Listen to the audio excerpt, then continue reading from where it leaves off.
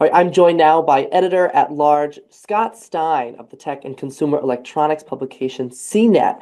Thank you so much for joining us, Scott. And I know this is really exciting news for gamers and Nintendo fans alike, that we can expect the new Nintendo Switch 2 to be coming out soon. And I know you've been at a Nintendo event this week, so give us an introduction to the Nintendo Switch 2. Sure. So it's a sequel to the Switch, which came out 8 years ago, and the Switch has been one of the most popular game consoles that's ever been made. It's been a huge seller for Nintendo, and now they're figuring out how to do a follow-up to that. And so the Switch 2, which is coming out in June, which I got to play, is a familiar proposition. You know, like sometimes Nintendo will change things up for a console, and they'll have a new surprise. But a lot of things in the Switch 2 work like the Switch, just it has better graphics, better screen, and a few new features at a higher price. So that's kind of the question now is, is all that worth it? And how many people are going to want to upgrade right now? Absolutely, and I want to dive into some of those new features that you're talking about. I know one of the largest things they're highlighting from this new system is the controllers. They say they can be used, they have new features. Tell us about it. Yeah, there's a fun new feature with them. So, I mean, the Joy-Cons, those controllers that would attach to the previous Switch, they've been redesigned here. They still have the same button layout, and they still largely feel the same. I was surprised that nothing really changed all that much with them functionally, except for the fact that one, they magnetically snap into the Switch. Two, there's a little C button which launches a game chat feature, and three, they also work as mice. So you can push them on a table and they work like, the computer mouse that you'd be using already to control games like first-person shooter type games. Like Metroid is one that does that, or games that have new types of controls like that. I did some things where I was playing air hockey and, like some silly mini games like that. One where you're actually controlling this, it's like a competitive sports wheelchair meets like basketball hoops game where you're like rolling the wheels around by moving both mice on a table. So those new controllers and that new mouse feature will allow for more advanced gameplay because now you can control the games differently from these new mice. Yeah, I mean it could depends on the games that get supported for it. And that's always a question with new features. Like the original Switch had an infrared camera that was used for only a couple of games, and most people forgot it was ever there. I think the mouse will be more useful for games like, again, that you might use a mouse for with a PC. So a lot of people use that as a controller alternative. Some people find it more useful, more easier to control. And I think that will increasingly be a feature. But then I wonder how many other games are really gonna, take advantage of it. Yeah, and you mentioned the new game chat option that people now have, and this is brand new to Nintendo, isn't it? It is, and people are concerned. I've heard from like parents and others about how safe is it, because anytime you have a microphone on a device, or you have the ability to chat, which already is the case in VR and other game consoles or iPads or whatever, it's something that people think about. This is something that's aiming to be more secure than that. It's something where you can have parental controls to select and approve who is chatting, but you have to also have a Nintendo Switch 2 and be subscribed to the appropriate Switch Online service that will allow you to even have the game chat feature. So it's a kind of a paid extra, but you'll press the button and it will launch a chat with up to four people. And it could be audio, but it could also be video if you have a camera plugged into your Switch, which they sell separately, or you could find your own. There should be some compatibility. It looked pretty familiar to me, like sort of reminded me of FaceTime group chats or, Zooms. The video resolution and frame rate wasn't that great, but I think the idea was just to really focus on voice for the most part. But that was all in demo videos. I didn't actually get to test game chat myself, so I'm curious how it works.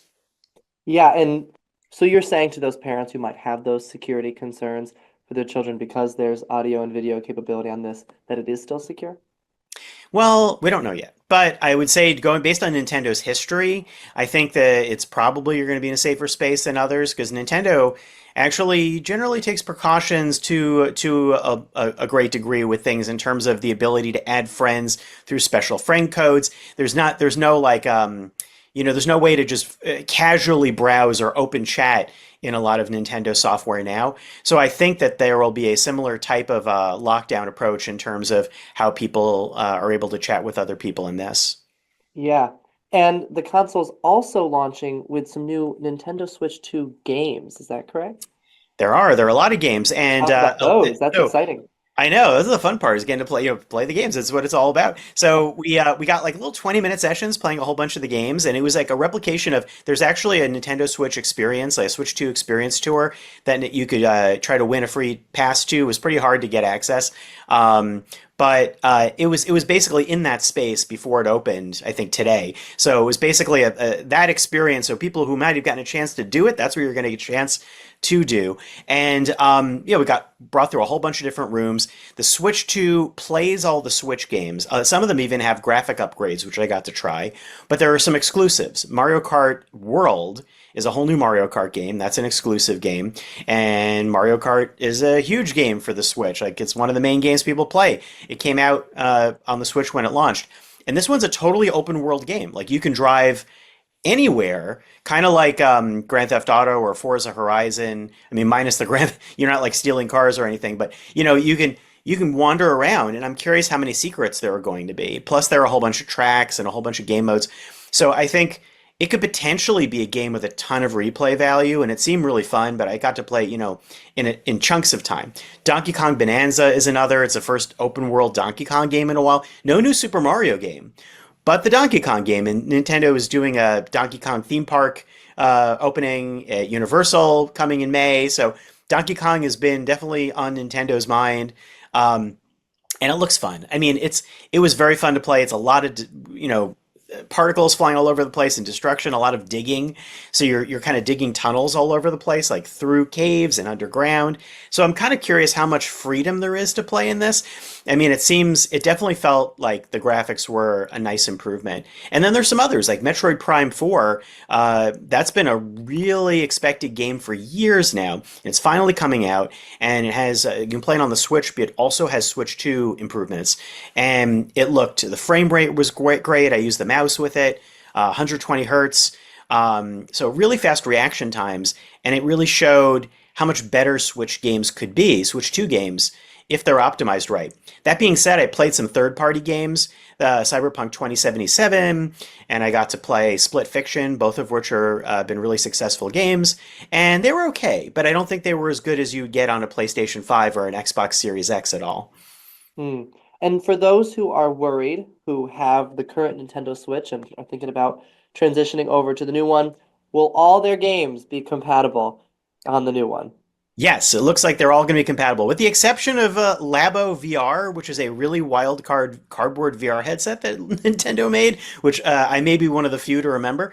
That, because it used this very specific switch, won't work. But it actually turns out that a lot of those specific accessory games, like they made Ring Fit Adventure that used a special plastic hoop, if you happen to have gotten that, you could use that with the Switch too. It's just that the Joy-Cons, those controllers would have to be the original Switch controllers. But all the other games that are out there, they'll play on the Switch too. It's kind of like getting a new, again, PlayStation or Xbox, or getting a new phone or a tablet, where you should be able to move all your apps and games on.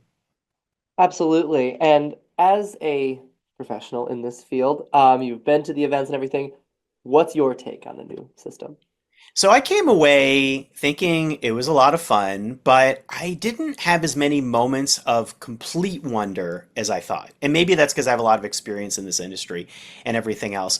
But I still want to be proved more that it's worth the money for the upgrade. I think some people are going to say, okay, in this year where there are no other big game consoles coming out, maybe this is worth it and will be fun to get. But it's also a financially trying year. And so a lot of people may choose to skip it because it's expensive. And then particularly the games are expensive, $70 and $80. And you'll have to pay to upgrade the quality of a lot of your games through special additional downloads. So that all could add up, and I think I have to wait to see to do a full review to do it. But would I want to play Mario Kart World? Absolutely. Donkey Kong was really fun, and I think that's the thing is Nintendo knows that, and they could be leaning on that at least for the first wave of early adopters. Absolutely. Yeah. Finally, where, when, and for how much can people get the new Nintendo Switch Yeah, 3? so June 5th is when it comes out. I think pre-orders are going up April 9th. It costs $450. There's a $500 bundle, which comes with Mario Kart World, which actually is like a little bit of savings because Mario Kart World would be $80 normally without that. And I think most people are going to buy Mario Kart World. So I kind of actually think a lot of people are probably going to go for the bundle. Um, and yeah, so I mean, you're looking at like $500 out the door, plus like whatever other accessories you might be getting. Um, that's what it's coming out, and I imagine it will be based on the history of Switches and other consoles. It'll be pretty hard to get. Something keeping the gaming world on the edge of their seat. Scott Stein from CNET, thank you so much for talking with us today. Yeah, thank you. Thanks for having me on.